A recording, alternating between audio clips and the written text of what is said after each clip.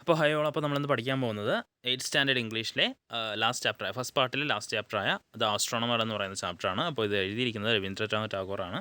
അപ്പോൾ അതിലേക്ക് നോക്കുന്നതിന് മുമ്പ് ഈ ചാനൽ ആരെങ്കിലും സബ്സ്ക്രൈബ് ചെയ്യാനുണ്ടെങ്കിൽ ദയവായി സബ്സ്ക്രൈബ് ചെയ്ത് സപ്പോർട്ട് ചെയ്യുക. വീഡിയോ ഇഷ്ടപ്പെടുകയാണെങ്കിൽ ലൈക്ക് ചെയ്യുക, കമൻറ്റ് ചെയ്യുക, ഫ്രണ്ട്സിന് ആർക്കെങ്കിലും യൂസ്ഫുൾ ആവുന്നുണ്ടെങ്കിൽ ഷെയർ ചെയ്ത് കൊടുക്കുക.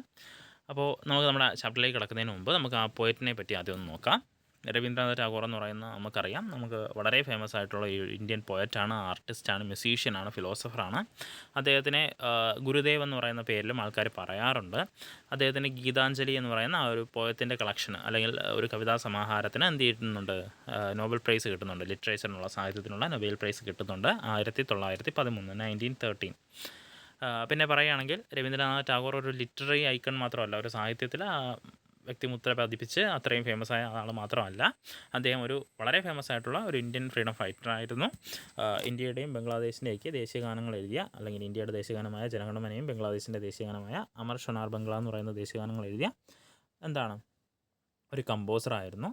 അതുപോലെ തന്നെ അദ്ദേഹത്തിൻ്റെ ആ ഒരു വർക്കുകളിലൊക്കെ, അദ്ദേഹത്തിൻ്റെ രചനകളിലൊക്കെ നമുക്ക് ആ ഒരു ലൈഫിൻ്റെയും ലവിൻ്റെയും ഹ്യൂമൻ സ്പിരിറ്റിൻ്റെയൊക്കെ ബ്യൂട്ടി കാണാൻ പറ്റും, അല്ലെങ്കിൽ അതിൻ്റെയൊക്കെ എലമെൻറ്റ്സ് നമുക്ക് കാണാൻ പറ്റും. അപ്പോൾ ഇതാണ് ആ ഒരു പോയറ്റിനെ പറ്റി പറയാനുള്ളത്. അപ്പോൾ നമുക്ക് നേരെ നമ്മുടെ പോയത്തിലേക്ക് നോക്കാം.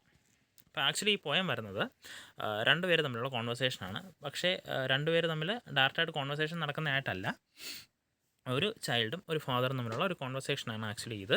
പക്ഷേ ഈ കോൺവെർസേഷൻ എക്സ്പ്ലെയിൻ ചെയ്യുന്നത് ചൈൽഡാണ്. ഐ എന്ന് പറയുന്ന ആ ചൈൽഡ്, അതാണ് കോൺവെർസേഷൻ എക്സ്പ്ലെയിൻ ചെയ്യുന്നത്.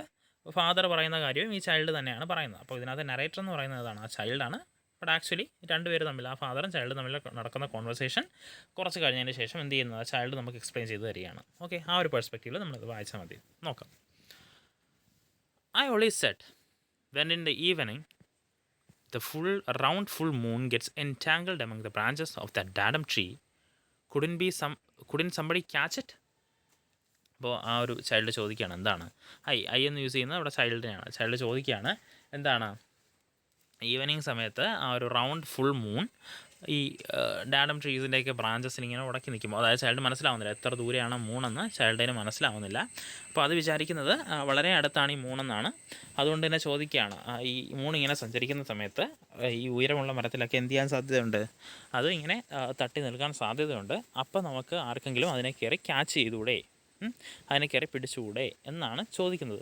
അതായത് ചൈൽഡിന് മനസ്സിലാവുന്നില്ല മൂൺ എത്ര ഡിസ്റ്റൻസിലാണെന്ന് ചൈൽഡിന് മനസ്സിലാവുന്നില്ല. ചൈൽഡ് വിചാരിക്കുന്നത് എന്താണ്, ആ മരത്തിൻ്റെയൊക്കെ ഉയരത്തെയാണ് മൂൺ. അപ്പോൾ ഈ മൂൺ ഇങ്ങനെ സഞ്ചരിക്കുമ്പോൾ ഏതെങ്കിലും മരത്തിൻ്റെ ചില്ലകൾ, പർട്ടിക്കുലർലി അവിടെ ഒരു വലിയ മരം കാണും, ഡാഡം ട്രീ എന്ന് ഉദ്ദേശിക്കുന്ന ആ മരത്തെ ആയിരിക്കാം, ആ മരത്തിൻ്റെ പേരായിരിക്കാം ഡാഡം ട്രീ. ആ ഡാഡം ട്രീയിൽ ഇങ്ങനെ ഉടക്കി കിടക്കുമ്പോൾ അതിനെന്ത് ചെയ്തുകൂടെ, പോയി ആർക്കെങ്കിലും ക്യാച്ച് ചെയ്തുകൂടെ എന്ന് ചോദിക്കുകയാണ്. But Dada laughed at me and said, "Baby, you are the silliest child I have ever known. The moon is ever so far from us. How could anybody catch it?" അപ്പോൾ ചോദിക്കുകയാണ്, എന്താണ് അടുത്ത് അതിന് മറുപടിയായിട്ട് ദാദ എന്ന് ഉദ്ദേശിക്കുന്നത് ആരാണ്, ഫാദറിനാണ്. ഫാദർ മറുപടി പറഞ്ഞത്, ഫാദർ ഇങ്ങനെയാണ് മറുപടി പറഞ്ഞതെന്ന് ആ ചൈൽഡ് നമുക്ക് എക്സ്പ്ലെയിൻ ചെയ്ത് തരികയാണ്. എന്താണ് ഫാദർ പറഞ്ഞത്, baby, you are the silliest child I have ever known. The moon is ever so far from us. How could anybody catch it? എന്താണ് ഫാദർ പറഞ്ഞത്, നീ, അതായത് ആ ചൈൽഡ് എന്ന് പറയുന്നത് ആ ഫാദറിന് അറിയാവുന്നതിൽ വെച്ച് ഏറ്റവും സില്ലിയസ്റ്റായ ചൈൽഡാണ്, ഏറ്റവും ഇത്രയും ഒരു ലോജിക്കില്ലാത്ത ചോദ്യങ്ങൾ ചോദിക്കുന്ന ഒരു ചൈൽഡാണ്, അല്ലെങ്കിൽ വളരെ സില്ലി ആയിട്ടുള്ള ഒരു ചൈൽഡാണെന്ന് ഫാദർ ആ കുട്ടിയെ പറയുകയാണ്.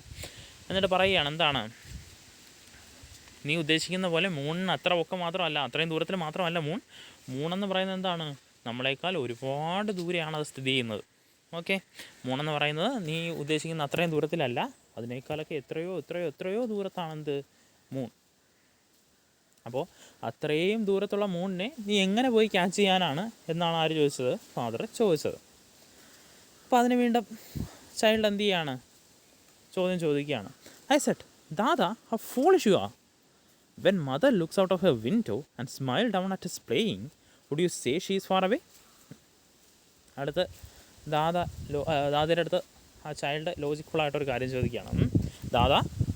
ചൈൽഡിൻ്റെ ലോജിക്കിൽ, ദാദാ നിങ്ങൾ വളരെ ഫൂളിഷാണ്, അല്ലെങ്കിൽ നിങ്ങൾ എത്ര ഫൂളിഷാണ്, എത്ര മണ്ടനാണ്. ഇപ്പോൾ ഒരു ഉദാഹരണം ഞാൻ പറയാം. നമ്മുടെ അമ്മ, കുട്ടിയുടെ അമ്മയാണ് ഉദ്ദേശിക്കുന്നത്. കുട്ടിയുടെ അമ്മ, ഞാനും ഫാദറും തമ്മിൽ താഴെ കളിച്ചുകൊണ്ടിരിക്കുമ്പോൾ അമ്മ ആ ജനലിൽ വഴി നമ്മളെ നോക്കി ചിരിച്ചാൽ അപ്പോഴും നിങ്ങൾ പറയുമോ, ഈ ഫാദർ ഈ അമ്മ ദൂരത്താണ്, ഫാർ അവേ ആണെന്ന് നിങ്ങൾ പറയുമോ എന്ന് ആര് ചോദിച്ചു?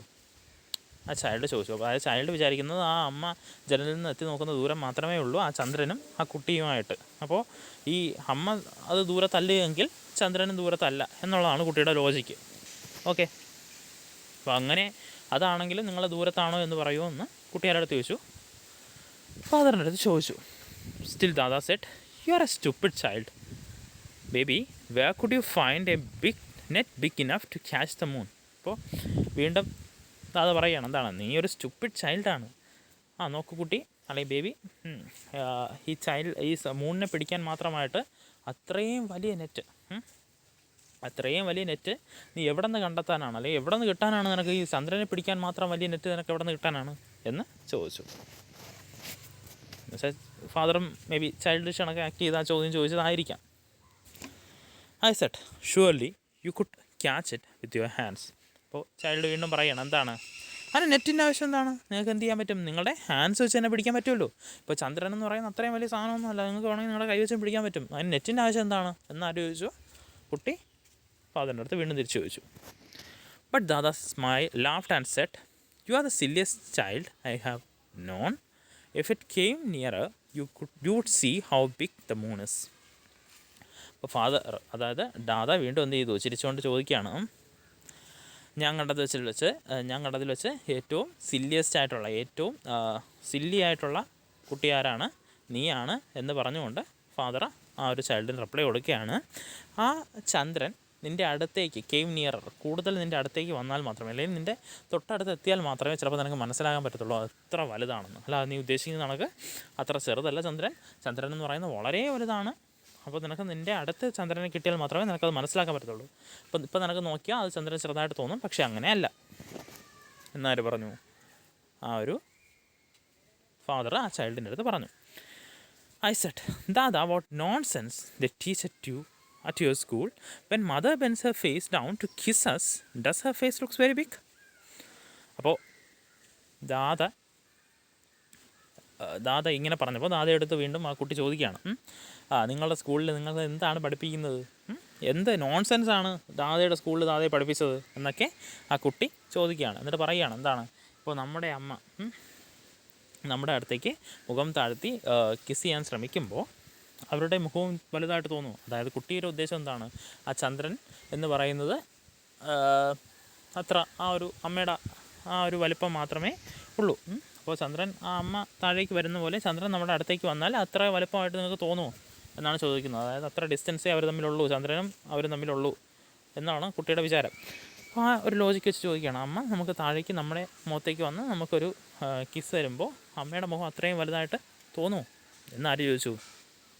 കുട്ടി ആ ഫാദറിൻ്റെ അടുത്ത് ചോദിച്ചു. ബട്ട് സ്റ്റിൽ ദാദാ സീസ്, U are a stupid child. എന്നിട്ടും എനിക്ക് ദാദ എന്താണ്, ഞാൻ ഇത്ര ലോജിക്കലായിട്ട് ചിന്തിച്ചിട്ടും ലോജിക്കലായിട്ട് റീസൺ ചെയ്തിട്ടും ദാദ എനിക്ക് എന്താണ് മറുപടി തരുന്നത്? നീ ഒരു സ്റ്റുപ്പിഡ് ചൈൽഡാണെന്ന് മാത്രമേ മറുപടി തരുന്നുള്ളൂ, കൃത്യമായ ഉത്തരവൊന്നും തരുന്നില്ല. അതായത് സംഭവം എന്താണെന്ന് വെച്ചാൽ കുട്ടിക്ക് ലോജിക് ഫുള്ളാണ്, റീസണബിൾ ആണ് എന്ന് തോന്നുന്ന രീതിയിൽ ഓരോ ചോദ്യങ്ങൾ ചോദിക്കും. അപ്പോൾ യഥാർത്ഥത്തിൽ അത് ചൈൽഡിഷ് ക്വസ്റ്റ്യനാണ്.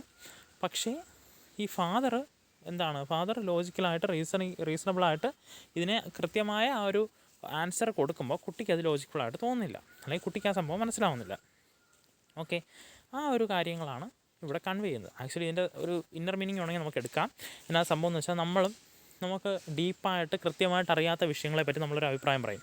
അത് ചെയ്യൽ നിസ്സാരമാണ്, ഇത് ചെയ്യൽ നിസ്സാരമാണ് എന്നൊക്കെ നമ്മൾ പറയും. അല്ലെങ്കിൽ അത് ഇത്രയല്ലേ ഉള്ളൂ, ഇത് ഇത്രയല്ലേ ഉള്ളൂ എന്നൊക്കെ നമ്മൾ പറയും. പക്ഷേ ആക്ച്വലി അങ്ങനെയല്ല. നമ്മൾ അതിനകത്ത് ഡീപ്പായിട്ട് ഇറങ്ങുമ്പോഴായിരിക്കും നമുക്ക് അതിൻ്റെ കൃത്യമായ കാര്യങ്ങളും അത് എത്രയാണ് എന്താണ് എന്ന് നമുക്ക് കൃത്യമായിട്ട് മനസ്സിലാക്കാനും സാധിക്കുന്നത്. അപ്പോൾ ആ ഒരു പെർസ്പെക്റ്റീവിൽ വേണമെങ്കിലും ആ ഒരു മുതിർന്ന ആൾക്കാർക്ക് വേണ്ടിയിട്ട് വേണമെങ്കിലും നമുക്കിതെടുക്കാൻ പറ്റും.